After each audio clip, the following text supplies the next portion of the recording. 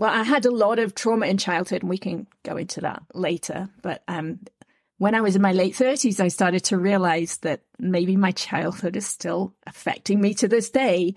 And that's when I started to really delve into my past, to release it. And I went deeper and deeper than I knew was possible. And at this point, I can put my awareness inside my head, inside my skull, inside my connective tissue, and release tension in there just with my focused attention. Welcome to the Radical Health Rebel podcast. I'm your host, Lee Brandon. This work started for me several decades ago when I started to see the impact I could make on people, helping them to identify the root cause of their health problems that no doctor could figure out, including serious back, knee, shoulder and neck injuries, acne and eczema issues, severe gut health problems, even helping couples get pregnant after several IVF treatments had failed. And it really moves me to be able to help people in this way. And that is why I do what I do and why we have this show. In this week's episode, entitled Releasing Pain, Tension and Emotions, I spoke with Ann Hince about how when Ann was 19, she woke one morning to find her mother dead in the bathroom. 20 years later, the tears from that trauma were still just under the surface, and Ann discovered a simple technique that helped her release these emotions, but she went further and can now put her awareness inside her body and has changed the bone structure of her skull and grown it 3/4 of an inch at age 65. Ann has found that seeking out the truth, what we truly feel, and accepting those feelings is the key to inner peace. This was a deep and fascinating conversation that I'm sure you're going to enjoy. Ann Hince, welcome to the Radical Health Rebel podcast. Thanks for coming on the show. Thanks for having me. Yeah, it's great to have you here, Ann. A fellow Brit talking from California, which is not something I do every week. So, Ann, to kick things off, could you share with the audience a rundown of your fascinating life history so people get a good understanding and kind of who you are and kind of get a feel for where you're coming from? Okay. Well, I had a lot of trauma in childhood, and we can go into that later. But when I was in my late 30s, I started to realize that maybe my childhood is still affecting me to this day. And that's when I started to really delve into my past, to release it. And I went deeper and deeper than I knew was possible. And at this point, I can put my awareness inside my head, inside my skull, inside my connective tissue, and release tension in there just with my focused attention or my focused awareness. It's kind of hard to put into words. But I shifted my skull bones. I could see that in the x-rays I've had taken, that my skull bones have aligned more. They've become more aligned. And I've grown 3/4 of an inch because I've released that burden that I've been carrying all those years. So I think we can all do that. And that's where I am now. I'm releasing tension at a deeper and deeper level inside my skull, inside the bones. And it's going to be interesting to see where it all goes. But my goal was inner peace. And along that search for inner peace, physical changes happen. So that's why I'm sharing my story now, because I want other people to know that it's all connected and we can all do this kind of work. Yeah, it's really interesting. I mean, when I kind of first heard you say, when we spoke before, or I think I might have even looked at your website as well, that you've been able to change literally the shape of your skull through, for want of a better phrase, your thoughts. I mean, I know, I do know things like that are possible, but again, I've seen the x-rays and it's like, wow, I think most people look at that and think, really? Like, how can thoughts or intention or consciousness or whatever you want to call it create that kind of change? Let me give you a different word there. So I realized as I was doing this work that I was not thinking, I was feeling. Yeah. So it could be said that I was doing it with feelings or just allowing, but not thoughts. Which is kind of an interesting concept to understand as you do the work, because I didn't understand that to begin with. Yeah, it's almost, well, I mean, I'm guessing, would you say it's almost like getting out of your head in a way. It's like, it's not, because it's not thoughts, it's getting out of your head to be able and into to your be body. able to do that. Yeah. Out of the head into the body. So into not thinking, but feeling, using the senses to feel. Right. And how is this something that you just kind of fell into? Is it something that you just learned how to do, or did you go away and have to learn how to do it?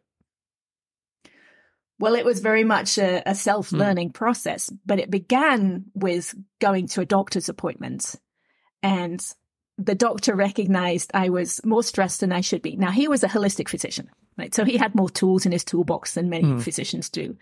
And I can't remember why I went to him in the first place, but it was nothing to do with my thoughts or my past or anything. It was like it must have been a physical thing. But he recognized I was stressed. And he asked me on a scale of 0 through 10 what my stress level was.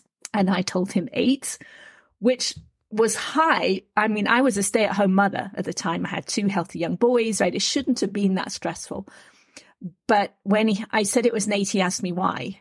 And that question made me realize, okay, it was finding my mother dead on the bathroom floor when I was 19. And at this point, I was in my late 30s. So that was 2 decades prior, because the tears from that event were still just under the surface all these years later, because I had not dealt with it. I'd kept all that energy inside of me. And he happened to know this technique that's called EFT, which is short for emotional freedom technique. It's also called tapping because we're tapping on certain places on our body as we're talking something through. So he tapped with me for about 15 minutes about my mother's death. And I walked away from that appointment being able to tell the story of her death in my mind for the first time ever. And that's when I realized we hold all our memories, all our emotions from our past inside of our body, and that we can let them go. So that was the first technique that I used. Right. Okay. So you started with EFT, but I'm guessing it developed into something more than EFT. Would that be right? It did. So let me explain a little bit more. So I went home that day and I learned everything I could about EFT because it was given away by Gary Craig for free. So anyone can learn how to do it. And I have an engineering background. I like to know things are going to work. I don't want to waste my time doing something that doesn't work. So I wanted to check it out. So at the time I had a 17-year-old cat at home and his kidneys were starting to fail. And we were told we had to give him a daily injection of saline solution. And the first time I gave him that injection, my hand was shaking so badly. I was so afraid of giving him this shot. So I thought, well, let me try out this technique on something this kind of simple. So I did. So I tapped about every aspect of it, which is something you do with EFT. So I tapped about my hand shaking. I tapped about my fear of hurting my cat. And I tapped about all the memories from all the injections I had had over the years, because I'd had many. And the next day, when I gave him that shot, the needle just slid right in. So all that fear that had been living inside of me the day before had totally disappeared. So that's when I realized how powerful it was, almost deceptively powerful, because it doesn't look like it's doing much and doesn't necessarily feel like it's doing much. So I think a lot of people overlook it. But that's when I started to use it. So every day I started to notice when I was emotional. When I could notice that, right, which is tricky to begin with, to actually stand back and say, okay, I'm getting frustrated, rather than actually going ahead and being frustrated. So then I would tap. And I would bring myself from frustration back into peace. And I found that I was changing. I was becoming more peaceful on the inside, but I wanted it to go faster. I was impatient to change. So I wrote down every emotional memory I could think of from my childhood. So all the big traumas, all the little traumas, all the humiliations, all the judgments, all the beliefs that I had picked up. And I tapped through one each night for an hour to an hour and a half each night. And that's when things really started to change. And my mind started to become quiet, which I had never experienced before. It felt really odd. In fact, I remember opening my kitchen door one day and saying to myself, it feels like I'm living in a different reality, because it just felt just strange to me. And that's when I realized that all those thoughts those judgments, those self-criticisms that had been in my mind had been my dad's words and my dad's phrases that I had taken on as my own and just replayed them over and over again. But I couldn't see that until they'd gone. Right? Then I could look back and say, okay, that's what was happening. But as that happened, what I realized EFT is doing, it's opening up the subconscious mind. So the more you tap, the more memories come up, the more of your past opens up to you, which is also the same thing as an expansion of self-awareness. So you become aware of yourself at a deeper level. So the first level was becoming aware of my emotions, which I had kind of been shut off to before. And then underneath that, there's a set of physical sensations. So if you have something like frustration, you're actually holding your body in tension somewhere, maybe in multiple places, but you call that frustration. You say, I'm frustrated when you're experiencing those sensations, but you can become aware of those sensations. And I hadn't known that before. So when I became aware of those sensations, that's when I started to use a different technique because I had a deeper level of self-awareness. Yeah. So how did that develop in terms of, you said you created a deeper awareness, but what did that entail? Like, how did you go from using EFT and tapping to doing something else? How did that evolve from one to the other? The deeper level of self-awareness just happens over time because I was tapping on an ongoing basis. So opening up my past, recognizing why I did things the way I did and why I reacted the way I did. It just happens naturally as you're releasing that tension in the body. Now, I happened to be in another group at the time. I was in a group and we were studying A Course in Miracles. And the kind of guru, the head of the group, would say every week, you don't have to meditate. It's all about feeling your feelings. At the time he said that, to begin with, I didn't know what my feelings were. So it didn't mean anything to me. But I was tapping, I was doing the EFT work outside of the group, kind of in conjunction with it. And he would say this every week. And at one point, I became aware of my feelings. I realized, okay, I'm aware of my feelings. So what does it mean to feel your feelings? So I was at the kitchen sink one day doing the dishes, and I realized I had a thought that had some emotion attached to it, which takes a little work to get to that place where you can catch a thought. But when I did, and it could be something like, I'm afraid of making a phone call. Right. So there's fear of making a phone call. I would see if I could feel that feeling. So for me, fear is along my solar plexus, across my solar plexus. So I would notice that fear and feel it. But I realized that if I took a deep breath or if I moved in any way, my focus on that fear would fade. So I realized, okay, I have to hold myself like a statue.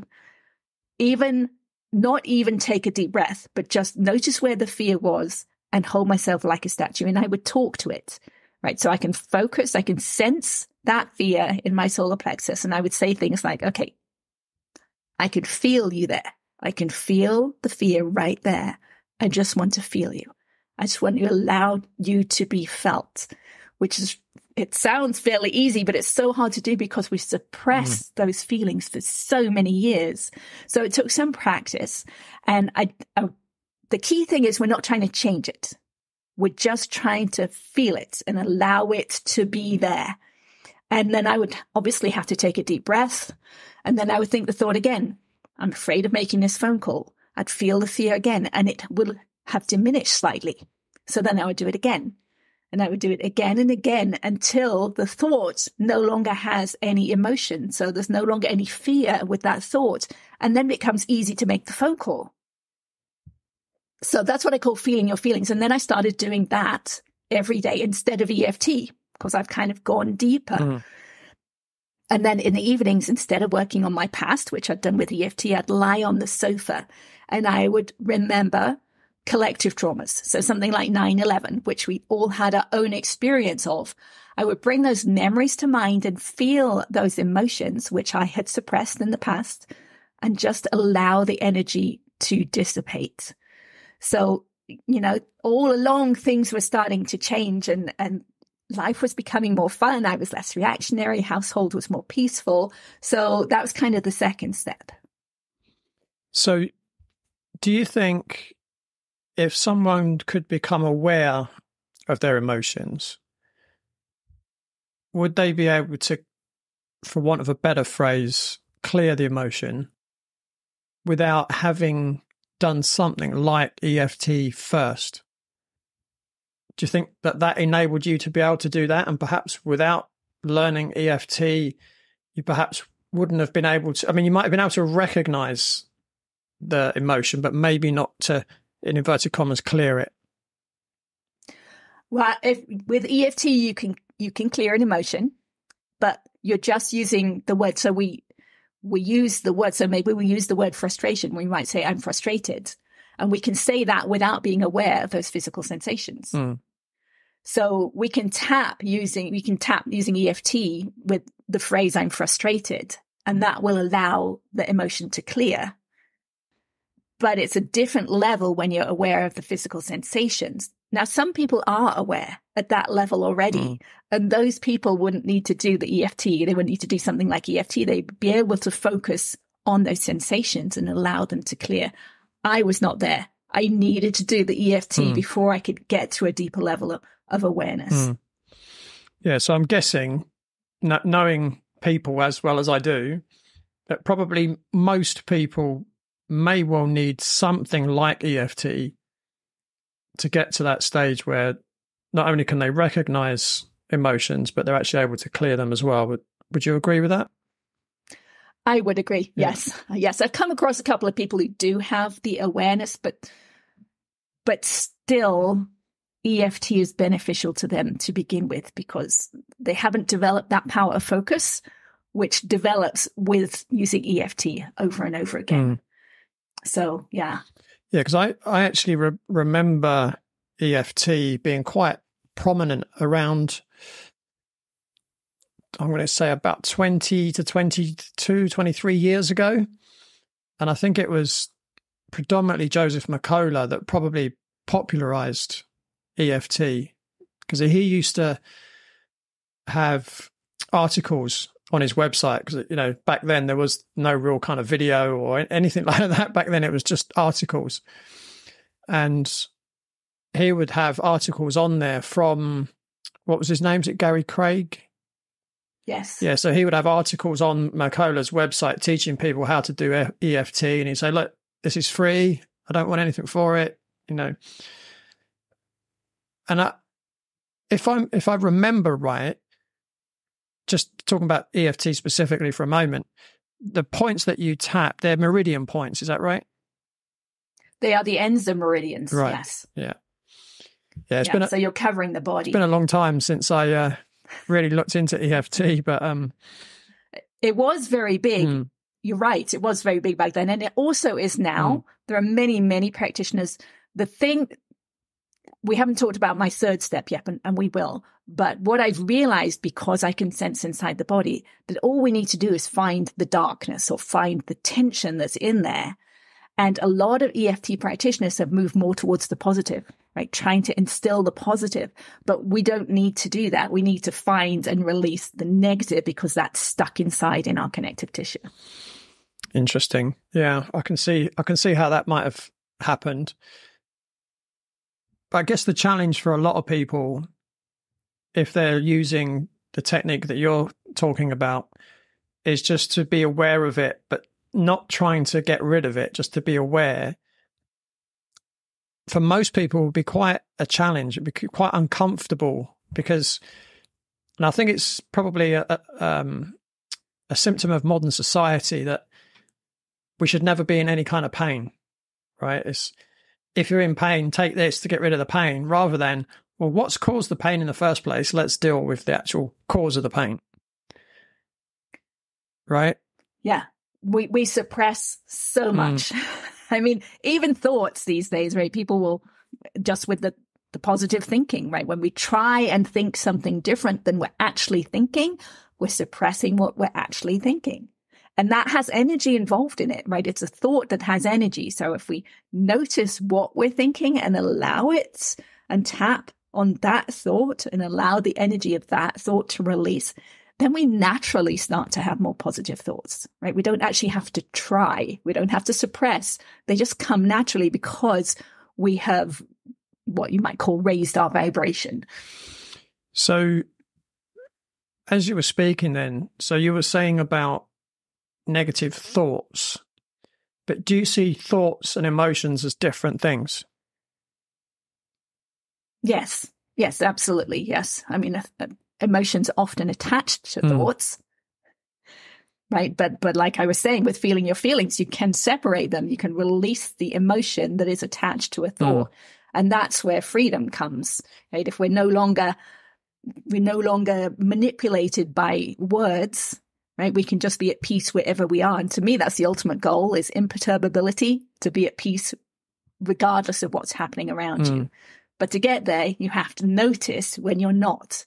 So you have to notice what's happening or how you're feeling or the thoughts that are coming up that have emotions stuck inside from the past. And you can work with them and release them, and then you can be at peace. Yeah, I guess the other thing that I think most people probably consider, let's say they're going through a challenging time, let's say, and obviously we're talking about in the present tense. For a lot of people, it's, I need to talk to someone about the issue, but it's not necessarily releasing the negative emotion. Right. The talking doesn't necessarily do that. Now, over time, if you do it again and again, it might do that. But with EFT, you're still talking. You're still saying what you're feeling. You're saying what happened. But it's the actual physical aspect, the physical part of tapping on these points on the body allows the energy to release from the nervous system. So it allows that emotion to release. And the body gives you feedback, which is one of the great things about EFT. You can tell when the body is releasing energy by what happens. So there's multiple things that happen. Most people will yawn as they're tapping. That's a release of energy. You know, tears are always a release of energy. Some people will burp. Some people will get really, really tired. And obviously the words change, right? If you're really emotional about something as you start tapping, and as you release the emotion, you become calmer, your voice changes, and right, it gets to the point where you're just telling a story, like you're reading from a book. There's no more emotion left in that story. So those are all ways that you can tell that something is changing, which is kind of nice. Yeah, I mean, quite a few years ago now, I used to practice the body talk system, and sometimes what you would experience if it was being done on you, or if you were doing a session on someone else, as something was being released, I mean, maybe an emotion, might be something else, you would hear the tummy rumble or the gurgle. And I do remember there was someone, one of the other students I studied with a few times, and whenever she had something released, she would always yawn. But she was the only... And as you get deeper, as you release more and more strange things start to happen. So, you know, people will twitch as well, right? So muscles will release. I've seen people go into full-on convulsions. Yeah. Right. So as I got to the place where I was doing the feeling the feelings more, things would start to release that had been pent up. I think of it like as, you know, those little mice or little cars, you pull back and you pull back and you pull back and you're storing that tension in the wheels, and then you let go and it just starts going off into the distance. Well, a lot of us have been holding tension. So I'd been holding tension in my jaw for so long that I was not aware of. But when I started to release this tension, at some point it got to the place where it just released on its own, and it would move side to side like a metronome, just for hours and hours, and it went on for weeks. I could stop it whenever I wanted. But when I just relaxed my jaw and let it go, it would just do that over and over again until it had released enough and it stopped. But the same thing would also happen with different limbs, like different arms and legs, and just that pent up tension. That again, one of the key things that I learned on my journey is we hold so much tension inside of us that we're just not aware of, because it's stuck in our subconscious mind. So, you know, if you're listening to this and you don't think you have any tension, I'm guessing you do, but you just might not be aware of it yet. Yeah, for sure. Yeah, it reminds me as well, talking about the reactions to releases, and I mentioned about convulsions. I mean, it was apart from one time, it was always like full body convulsions. But there was this one time I remember, and I was doing a session on this lady, and it came up as arachnophobia. So a fear of spiders. And I said to her, if I just said the word spider now, what does that mean to you? And she was like, no, don't even say the word. Like, that's awful. Like, oh no, you can't even say that. It was a really bad case of arachnophobia. So anyway, so I released that emotion, and as it was releasing, her upper body was completely still, but her legs were convulsing. It was like it was the upper and lower body of two different people. Like, if I hadn't have been there experiencing it, if someone had told me that, I would have said, no, that can't happen. It was so strange. And then literally straight afterwards, I said, what would you think if I said the word spider? And she's like, don't think anything. And so I got my fingers and I did like the motion like a big spider. And I said, if this was a big spider and it was on your shoulder, what would you think now? And she went, nothing. It was amazing. It was like she went from being really arachnophobic to didn't care. She could have I could have put a tarantula on her lap. She wouldn't have cared. When 35-year-old Amanda first scheduled to see me, she'd been suffering for 19 years from severe IBS, diarrhea and fecal incontinence, along with abdominal pain and bloating. Her condition had not only made life uncomfortable for Amanda, but very inconvenient as she had to walk 2 hours to work every day along a route that had public toilets, and she'd never been on holiday as an adult because of her condition. The only advice that several doctors and specialists had given Amanda was to take Imodium, and when she first saw me, she was taking 5 Imodium a day and wasn't getting any better. To help Amanda, I ran tests to find out what foods were right for her metabolic type, to see which foods she was sensitive to, and to assess her gut microbiome. Tests showed that Amanda had several food sensitivities and a parasite infection. Over the coming weeks, I coached Amanda to eat right for her type and to replace the foods she was sensitive to, and a protocol to deal with her parasite infection. And after 3 months, Amanda was IBS-free, and she also reported her skin was much improved and she had lost weight. And she booked a holiday for her and her husband to New York, as they'd never been on a proper honeymoon because of her IBS. And if you're suffering like Amanda was, and you want to get to the root cause of your problem, you can arrange a consultation with me at www.bodycheck.co.uk. And if we're a good fit, I could help you achieve the same kind of results as Amanda. Now, back to the podcast. Yeah, so you released the energy around that word and gave it some freedom. Yeah. Nice. Yeah, well, should we go into the third step sure. now? And then let's come back to words and memories. So as I was lying on the sofa, doing this, feeling these collective traumas and releasing the energy, at one point I realized I could keep my awareness inside of my body after the energy had released, after the emotion had released, which was very different. I knew it was different. It felt different. And it's kind of like if you have a toothache or a stomachache, like you can sense, you're not thinking, but you can sense where that pain is coming from. You can feel it. But once the pain is released, you can't get your awareness back inside to where that pain was. I found I could do that. I could keep my awareness inside. And then I would start to move my awareness around. I could find where there was tension or no tension. That's the difference I could notice. So I would find a place with tension and I would hold my focused awareness or my focused attention on it, just as I had been doing with the feeling the feelings, but now inside the body. And I would notice it would release a little bit. So then I'd do it again and again and again. And the tension would just release. So I started doing this all over my torso. And sometimes, I'll mention the thoughts and memories here. Sometimes when I would release some tension, a memory would pop up. And it would normally be a place memory, so I would know where something had happened, but not know what happened. So that memory was attached to that tension inside the connective tissue of the body. So as time went by, and it took many, many, many months before I was able to put my awareness inside my head, which was huge because the pain and the tension inside my left cheek was unbearable, incredible. The forces pulling my bones out of alignment were just massive. And I think they had been there since I had been born, because I was born with my right foot up against my right shin and my whole body was twisted. And so I think that pain and tension was there 50 years at that point, but I had not been aware of it. I just had not been aware of it. But at this point, I'd opened up my subconscious mind enough that I guess someone knew that I had the tools to deal with it. So I just started working on it a little bit at a time. And to begin with, I could only hold my awareness on it for a second because it was so intensely painful. And then I'd go about my day and then I'd come back and do it again. So over time, I could feel things loosen up. And at some point, I heard, because I'm by my ears now, right? I'm in my head, I'm feeling inside my head.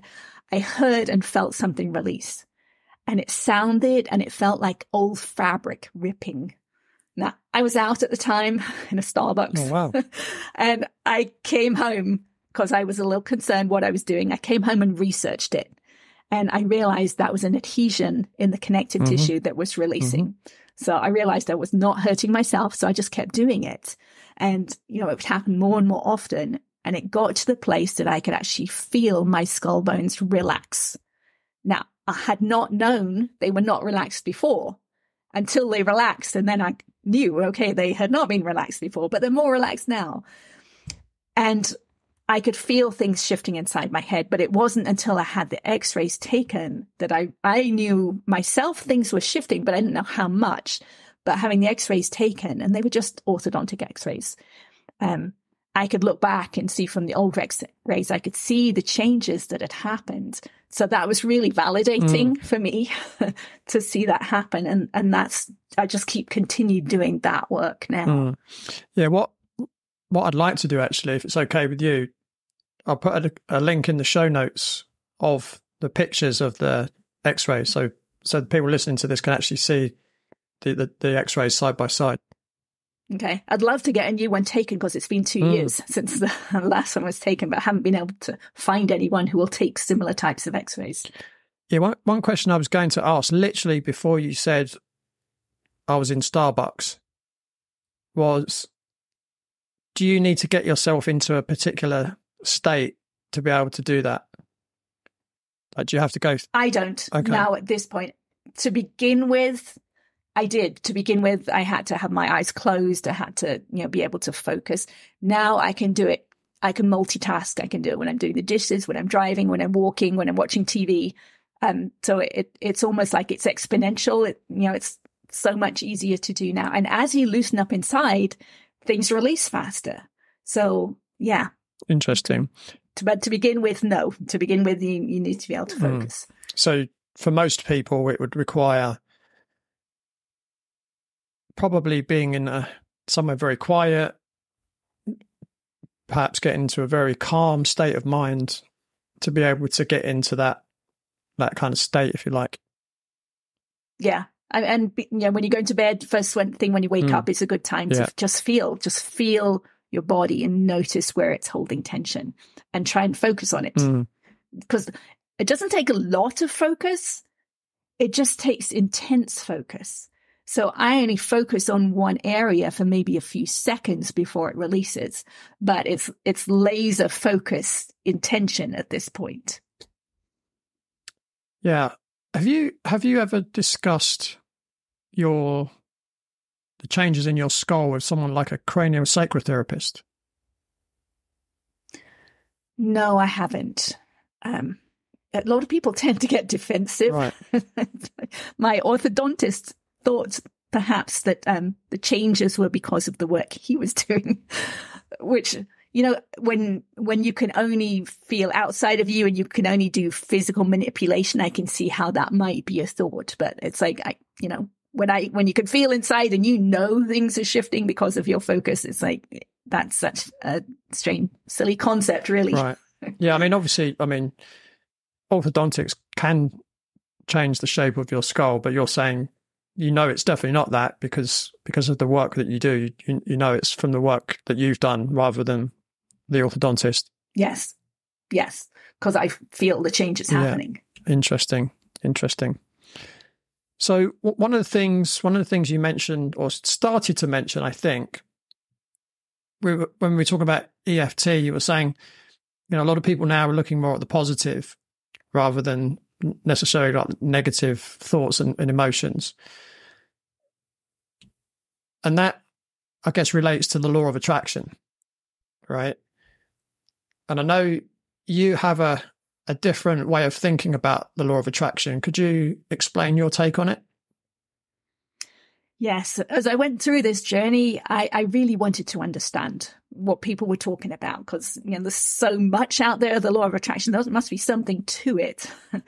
So the way I've started to think about it is we are a signal. Everything about us is a signal, right? Everything about our physical body. So whether we're male, female, whatever the color of our skin is, what our hair looks like, whether we have hair, whether we don't, how big we are, the clothes we wear, everything about us is a signal. So we're emitting that signal and we're attracting back into our future based on that signal, which is obvious when you think about it, because if I shaved my hair off and went out into public, people would react to me differently than they do now. So that's the signal. They wouldn't react any differently to me. Perhaps not. But if your hair suddenly grew long, they would. Yeah. Or you put a wig on. Yeah. Yes. Yeah. So what I realized, and this was mostly when I was able to put my awareness inside my head, right? And the tension, the forces inside there were massive. And it's the connective tissue being pulled out of alignment. And fascia pulls with a force of 2,000 pounds per square inch, which is a huge force. So what I realized is the biggest part of our signal is the tension we hold inside from our past, most of which we're not aware of. I think that's why some people, they want to change. They so want to change, and they try changing their thoughts, but that is only a small part of their signal. The biggest part is that tension held inside from our connective tissue. And that gets established in our childhood. So if we have big traumas in those first 7 years of life, when we're sucking everything into our subconscious mind, that's when our signal gets programmed. So it's the big traumas, it's the little traumas, it's the humiliations, it's the programming from parents, from school, from society that gets stored inside of us. And that's our signal. So as we go through life, that's what we're emitting, and we attract back into our future the same feelings, the same emotions that we established in childhood, until we notice that that's what's happening. And we can change that with these techniques. We can change our base signal inside of us so that we attract different things into our future. Yeah, interesting.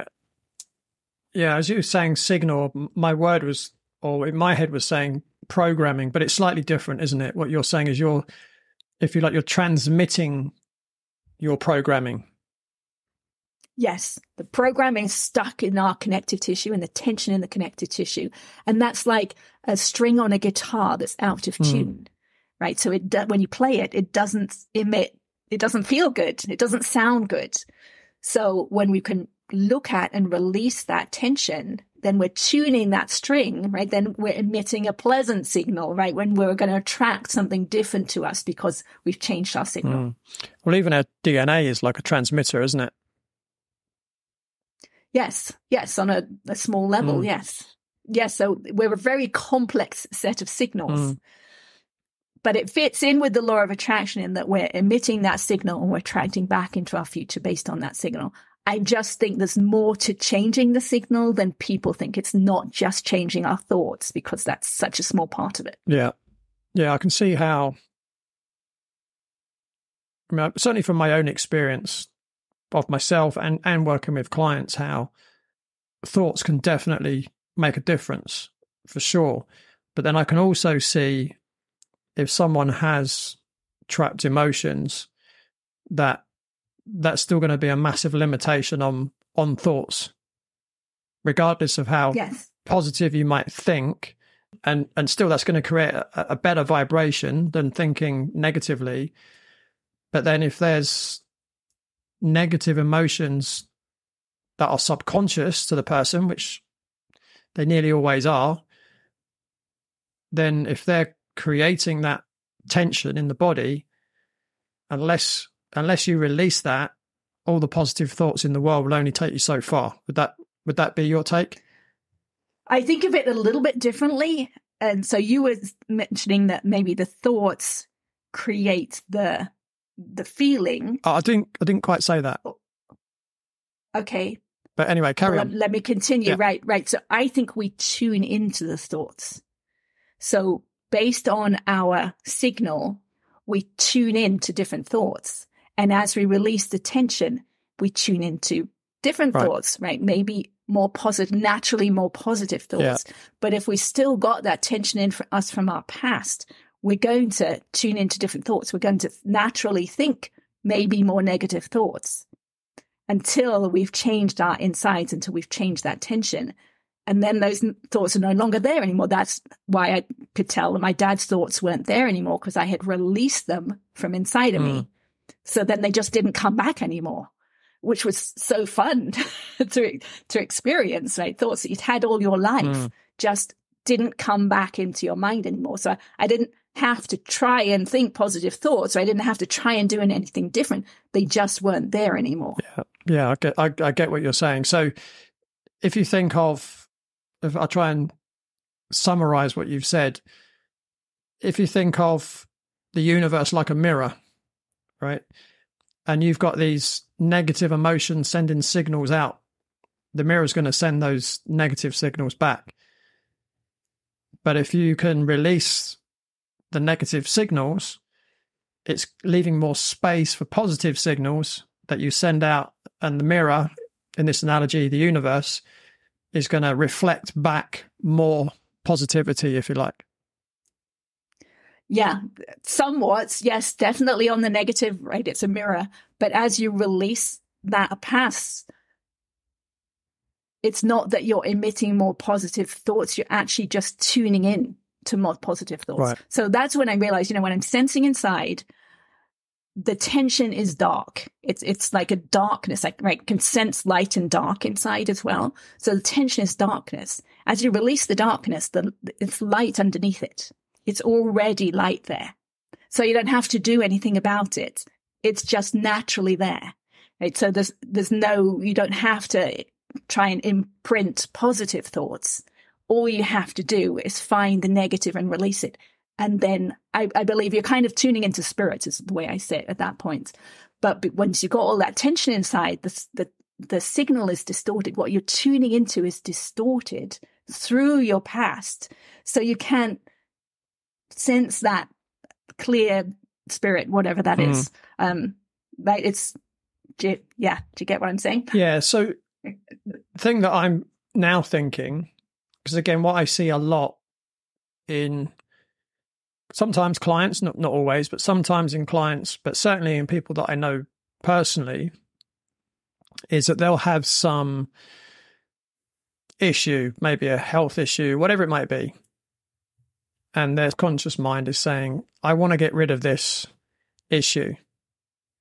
And they go for someone to help them with that issue. The person gives them the information they need, but yet they don't do it. They just carry on, and they might complain that they're feeling a certain way, but they're not really accepting the help. It's almost like they're just continuing on this, I wouldn't say downward spiral, but they're not getting better.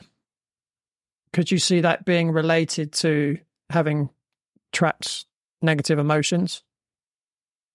Yeah, I mean, they're continuing to look outside of themselves and not wanting to look inside of themselves, which can be scary. Right? So, if I was addressing that kind of thing, I would do some tapping with them on the resistance they have to doing the work.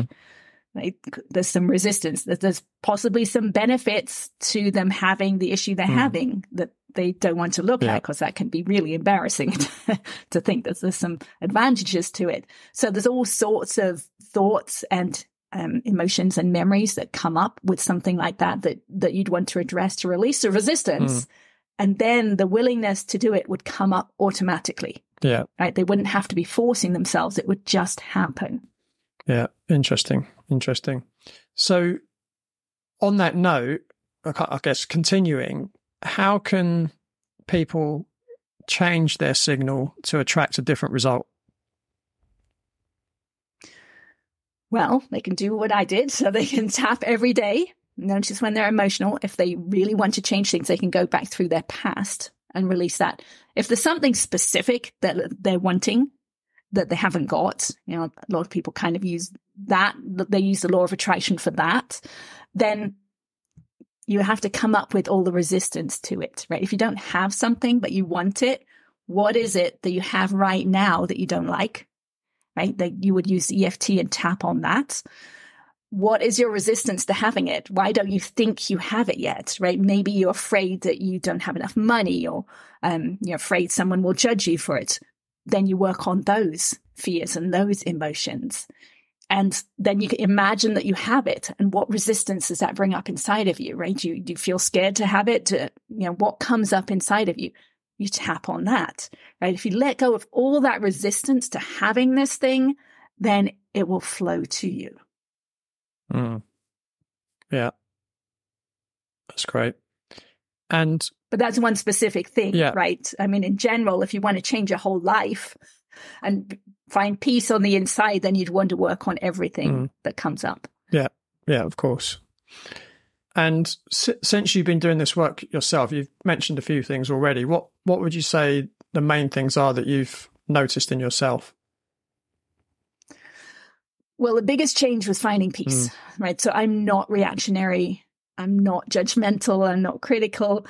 I'm at peace inside, and I work on it. So, for a long time, I didn't watch the news because I had enough of my own stuff to work on. Now I will watch the news because I want to know where I'm triggered still so that I can work at a deeper level. But in addition to that, there's a depth of life that I never knew existed before. So, for example, I can feel sounds throughout my body. So I don't just hear them with my ears. I feel them throughout my body, which obviously makes listening to music and such things much more pleasant. There's a greater depth to it. I can also feel into colors. So, a color is not just a color. It's got memories and emotions and feelings around it. So certain colors feel really good to me and certain colors do not feel at all good to me. So that adds a depth to life. So would you say that's a level of clairsentience you have? I don't know how to put words into it. To me, it's just a greater depth of awareness, right? I'm aware. I think everyone has those feelings or those sensations around colors. They're just not aware of them. So I've just developed that self-awareness to a deeper level that I can sense it. So I can sense how other people are breathing. And when we are lying, when we're telling something that doesn't feel good to us, we hold ourselves in a particular way and we don't breathe deeply into our body because we don't want to feel it. So I can sense that in other people. I can sense why things are happening because I can see them replaying, right, from things that have happened in the past. So that gives a greater depth to life. Also, my voice has changed. I can sing notes that I couldn't sing in the past because I had all this tension, right? We're like a musical instrument. I had all this tension inside my skull and that has been releasing. So I can sing way better and I would still never do it in public. But, singing in the shower feels so much better than it ever used to. So there's so much more to life than we realize to begin with. Yeah, that's interesting. Do you have any stories of other people that have perhaps gone through releasing emotions and had physical changes like yourself, like you did with your skull bones? No, I have not seen anyone yet who's done that. I do have a friend who I've worked with for many years, and she is able to put her awareness inside and feel pain and acknowledge it and allow it to release. But I don't know that she's had any physical changes that have been noticeable at this point, but she's definitely working at a very deep level. So is this something that you are teaching other people to be able to do? Yes. My book that I wrote called The Pathway to Insight, it goes through the different steps that I went through in full detail. I wrote it after I got to the place that I could sense inside because I didn't want to forget details of the journey. So anyone can do that. And I have a YouTube channel that I put as much detail on there as I can, as all the different steps and the different aspects, because I want people to do this work, because when we're at peace, we're attracting peace into our future. So the more of us are doing this work, the more of us are emitting that signal of peace and attracting peace into our future. Yeah, and the world certainly needs that right now. Yes, indeed. So you've got your book, you've got a YouTube channel. Do you work kind of like one-to-one with people? I do some one-on-one work. My main focus is just to share the information. So I'd love to be talking, to groups of people to share this. I mean, it's really a superpower, perhaps you could say, right? And if we can do this, if we can go inside and change ourselves just with our own focus, then, it's huge. So obviously, this is something that you've had great success with yourself. Do you know many other people that have been able to do it as well? I have a lot of people who are working at the first two steps. A lot of people doing EFT, and some people feeling their feelings. That's a lot of work there to do that. Yeah, it's a process, isn't it? It takes time. Yeah, and I was so determined. Right. So, if someone is really determined to do this work, I've not had anyone yet who has willingly written down all their past and gone through the steps like I did. I did also recently put out a workbook. So if you want to bring up all your past, I've got all the questions to bring up all the past, to write them down, to do that work. I just don't know anyone yet who has done that. Julie, a 47-year-old who works in computer sales, came to see me complaining of lifelong irritable bowel syndrome, which included severe abdominal pain and bloating, loose and very frequent stools, along with hot flushes, menstrual brain fog, and low energy, which affected her work performance.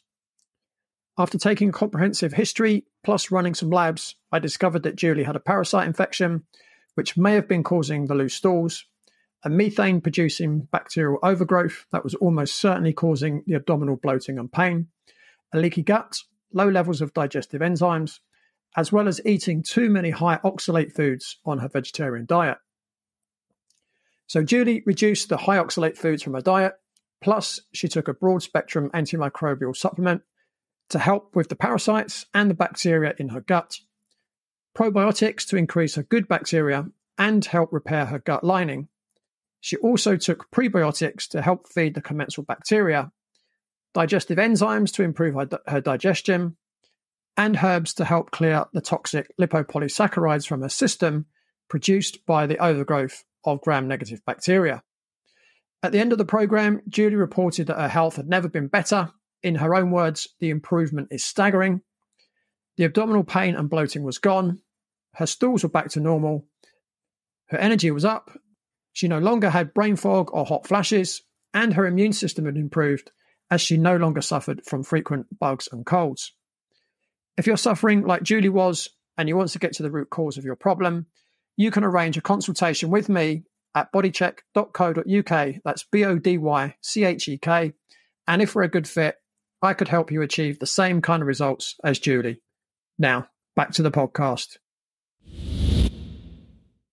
And how does that work? Because obviously the first 7 years of life, our brainwave state is at that lower state where it's kind of a hypnotic kind of trance level. And that's when, our beliefs, our values generally get hardwired into our nervous system. Is there a way in which you can help people uncover things that they perhaps can't remember in that period of time? Yeah, that's an interesting question. So with EFT, the memories pop up, right? So you might clear something that's happening now, and you'll realize it feels like something from your past, some event that happened in your past. So then you can tap through that. And maybe that will bring up something else from your past, earlier in your past, and you can tap through that. So that is an opening up of the subconscious mind. But yes, those early years, it's those very early years before we develop language and thoughts, that is not stored in us in language and thoughts in the same way. So I believe that's where I am now when I'm releasing the tension in the bones in my skull. No thoughts pop up when I do that, like they did when I was doing the more shallow work. So I believe I'm getting to those subconscious, the subconscious tension that is stored inside. So yes, you could definitely get to that and open up the subconscious. And it's kind of an interesting process to go through.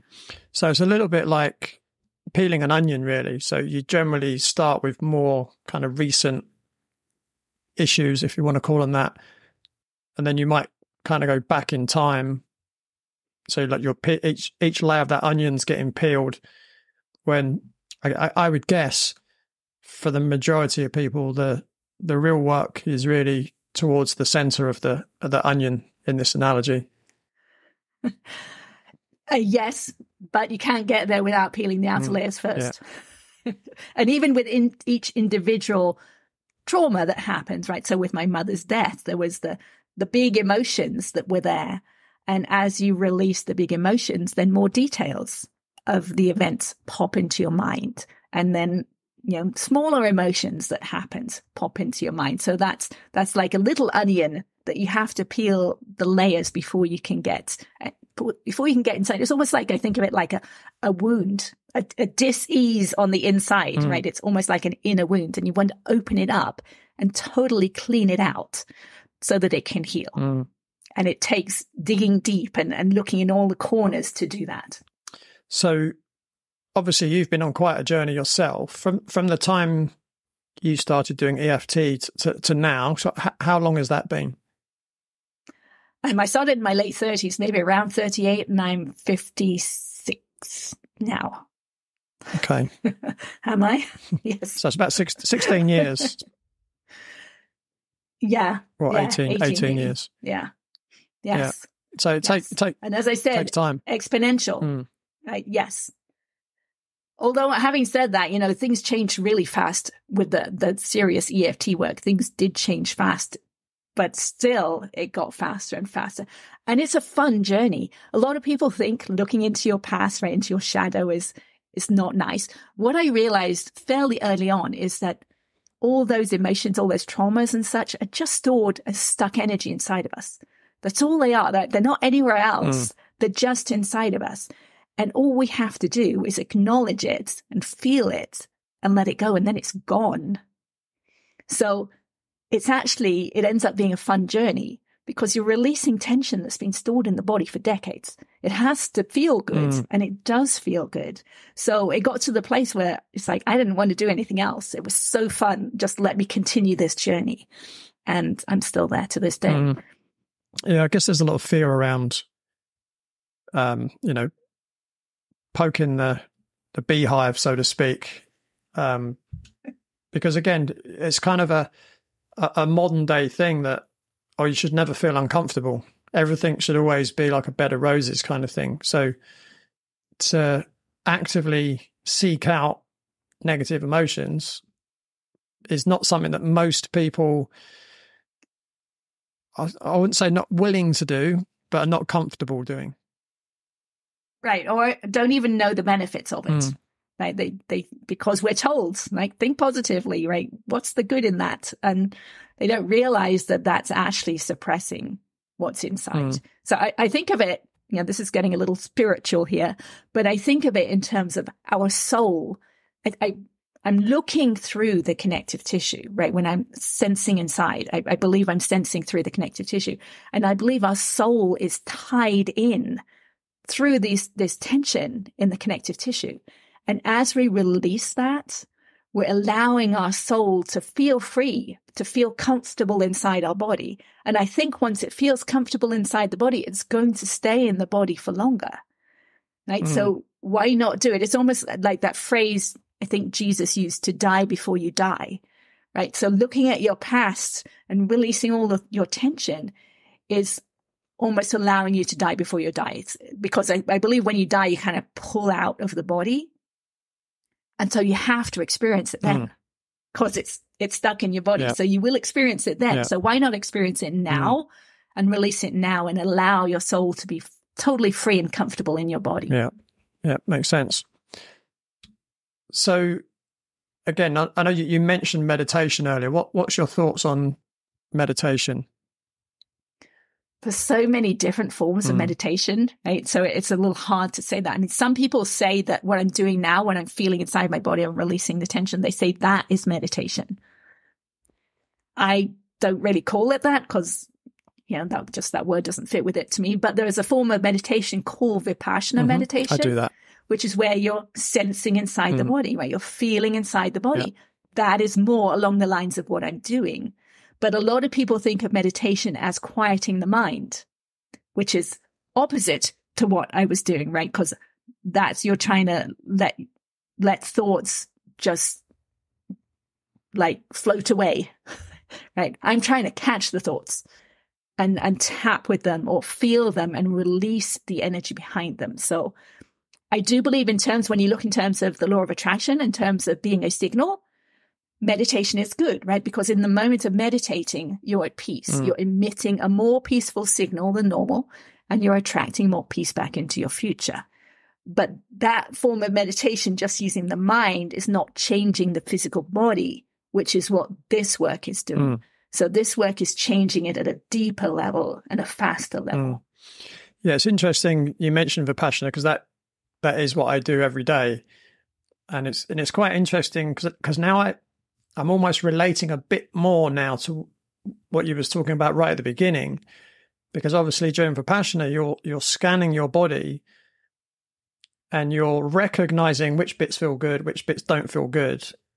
But then you're just accepting what is. You're not trying to change it. You're just accepting what is. And you're sensing, yes. Right? You're not in your mind thinking, you're feeling, you're sensing in the body. Yeah. Yeah, interesting. Yeah, I mean, I would say, I mean, obviously there's physical tension, right? When you're sat cross-legged, bolt upright, there is physical tension. But obviously there can also be emotional tension within as well. You're smiling. Why are you smiling? Well, it's hard to put these things into words, isn't it? So, yes, I mean, the emotional tension, I believe, is stored in the connective tissue. Yeah. Right? So when the connective tissue is throughout the body and we're not aware of it, I mean, I certainly was not aware of it, right? I think most people are not aware of it. But that's where it's stored because we use, right, let's go back to the frustration. I can say I'm frustrated, which is emotional tension, and I'm holding that tension in certain places in my body. And I believe that's in the connective tissue. Yeah, I mean, again, when I studied body talk years ago, that's exactly what we were taught, is that, emotions come into the body, they initially go to the diaphragm, and you can either release them through your voice box, so screaming, shouting, whatever it might be. That can be a healthy way to release an emotion. But if you don't release it that way, another healthy way is through the intestinal tracts, so you can digest an emotion. Or it can get trapped in the diaphragm itself, which is going to affect your breathing. Or it can go anywhere else in the body in the connective tissue. Yes, and I believe they're not emotions that are kind of coming to us now. We're actually replaying an emotion that got stuck in the past. That's the word reaction, right? React. So we're reacting, we're replaying something that's been stuck inside of us in the past. So that's why if we feel it each time, if we do something like tapping, each time we react, eventually that tension has left our body. And that's why we no longer react in the same way to the same thing. That's where the long-term peace comes in, because we've released it from our body. So that's an interesting concept for people to think about, right? As you become emotion, you will have become that emotion in the past, right? If you're angry, you will have become angry in the past in a similar way. And even before that. And if you release all that anger from the past, next time you won't react and be angry in the same way. It's a really fun process to actually notice as you go through it. Yeah, it's interesting. I mean, I would say And I don't know if it's just part of growing up, but I certainly think the way that I react to anger and frustration is very different from, 30, 40 years ago. Good. But it also might be that you experience it. It's not always something we went through in childhood, because when our subconscious mind gets programmed, it's with our experience, but it's also with everyone else's around us. So if we see a victim and a perpetrator, like, one of our parents is shouting at another parent, we're experiencing both of them, right? So we're sucking in the perpetrator and we're sucking in the way the victim feels. So then that both lives inside of us, and we might replay one of those more than the other, but they're both inside of us. So we might have experienced someone being angry one particular way and someone else being angry another particular way, and they're still both stored inside of us. And we'd still want to look at them as those forms of anger come up inside of us. Yeah.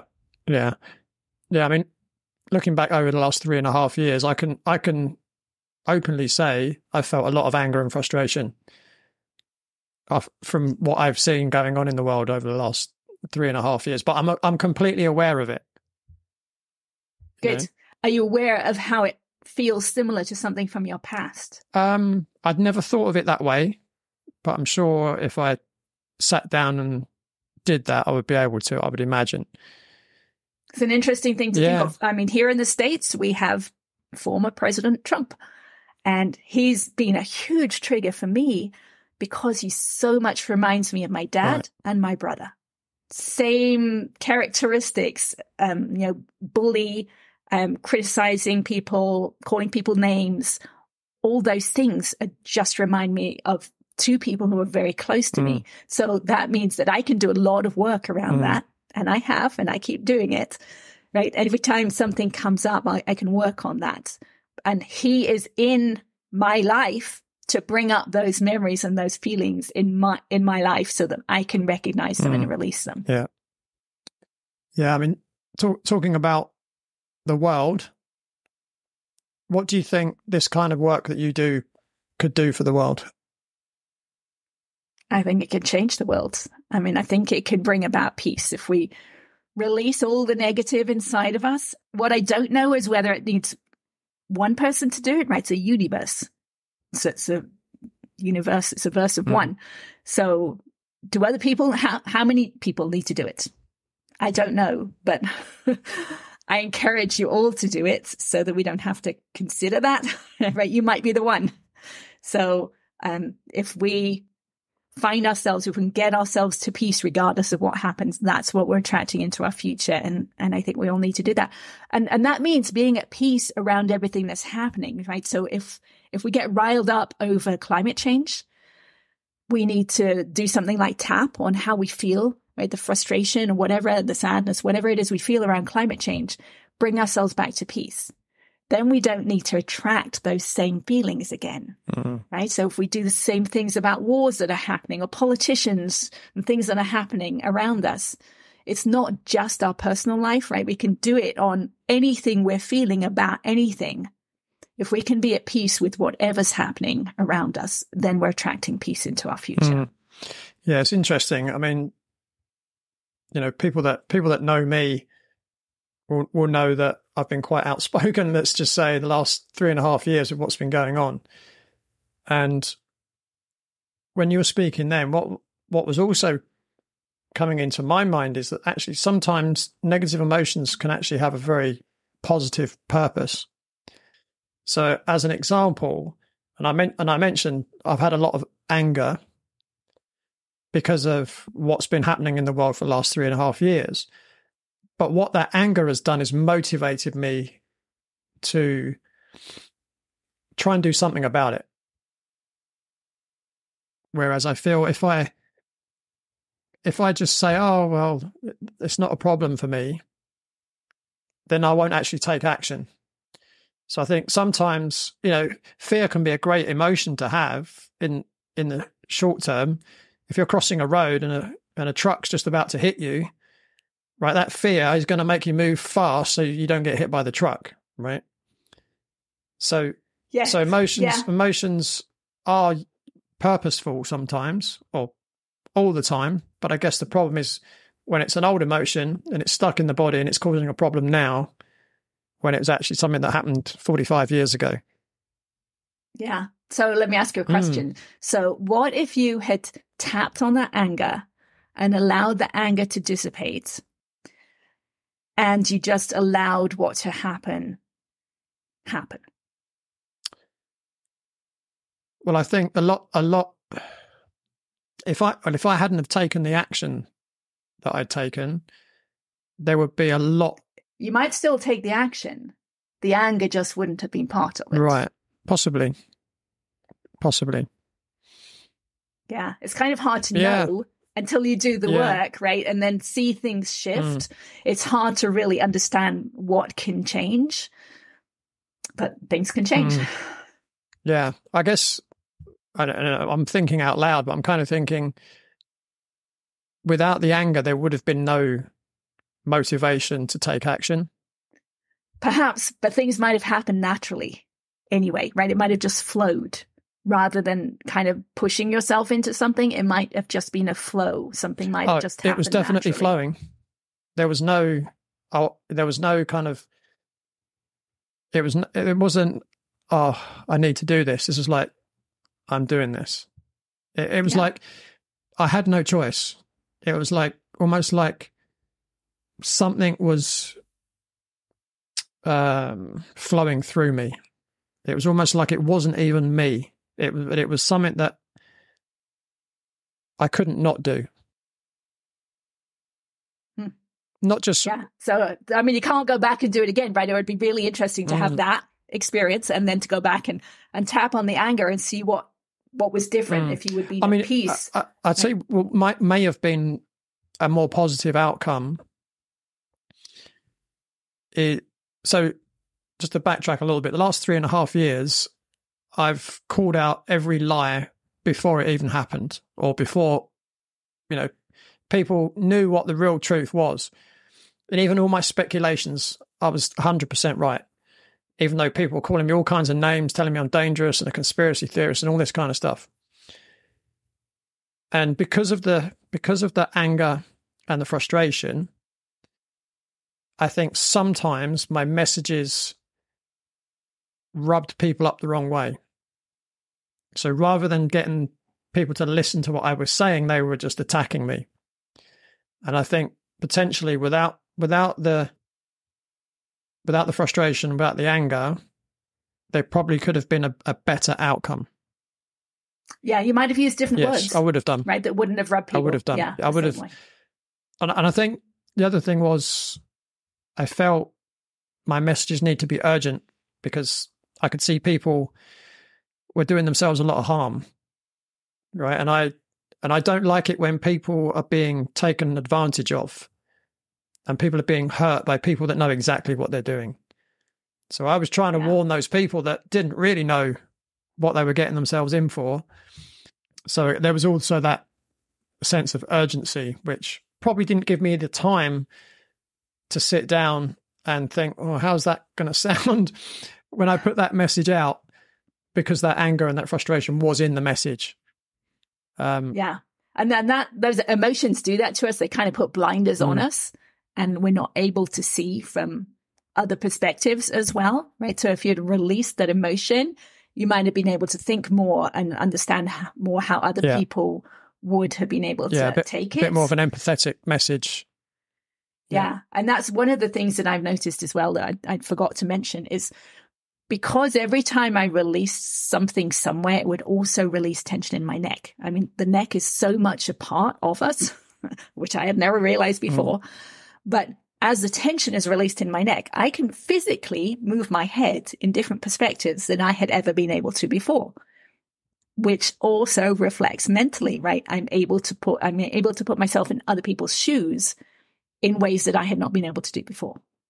So this work, this deeper level of self-awareness actually allows us to do that, to see from other perspectives and therefore, maybe say things differently or do things differently.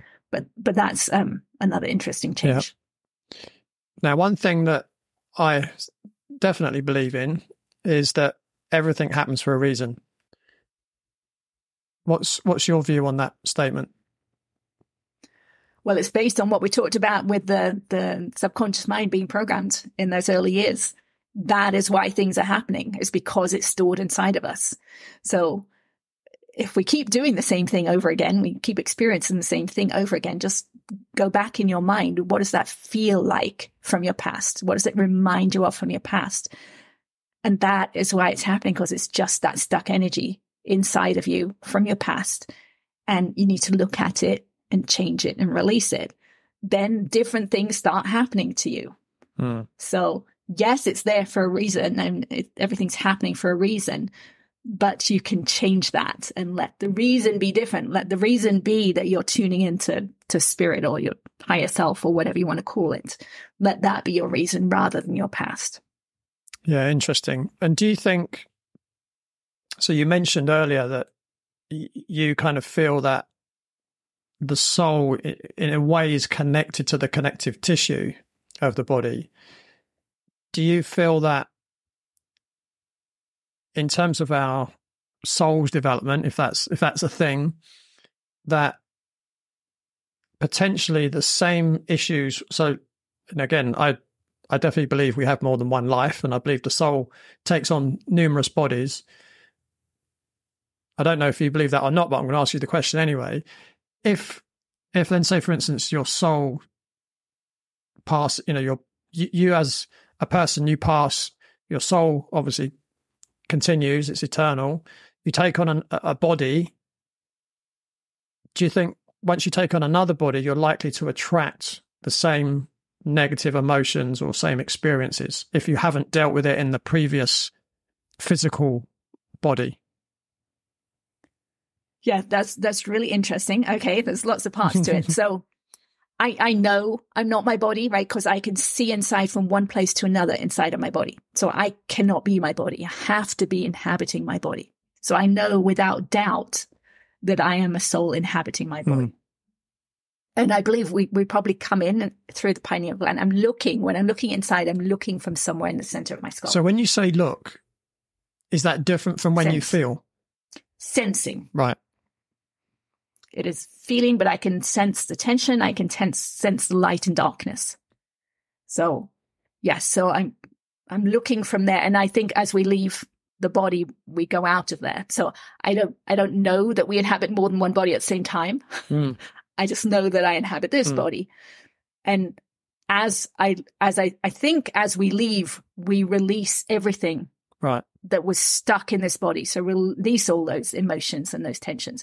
When we come into a new body, we're coming in fresh, I believe. Like the soul comes in pure, but it's going to inhabit another body that's already, I think we come into our body on the first breath of life, because breath has been so much a part of my exploration and my journey. But we come into a body that has stuff already, right? It has DNA, it has maybe traumas from being in the womb. So it comes into a body that already has some signal established, and then life carries on from there. And what would you say, so people listening to this, what could they do right now to change our future and the future of the planet? Start doing this work. And the first step is always starting to notice when you're becoming emotional. Just notice. Tell yourself during the day, okay, I'm becoming angry, I'm becoming frustrated, whatever it is, just start to notice it and tell yourself that. Because once you can say that, then you can do something about it. If you get caught up in the anger or the frustration, you can't do anything about it. You have to be able to stand back and notice it, and then you can work with it. Awesome. Well, this has been a pretty interesting and deep dive of a conversation.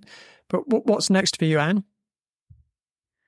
I have a video program that's about to come out, hopefully soon. I'm working on that. So I'm just carrying on, but I'm also my biggest thing is doing my inner work.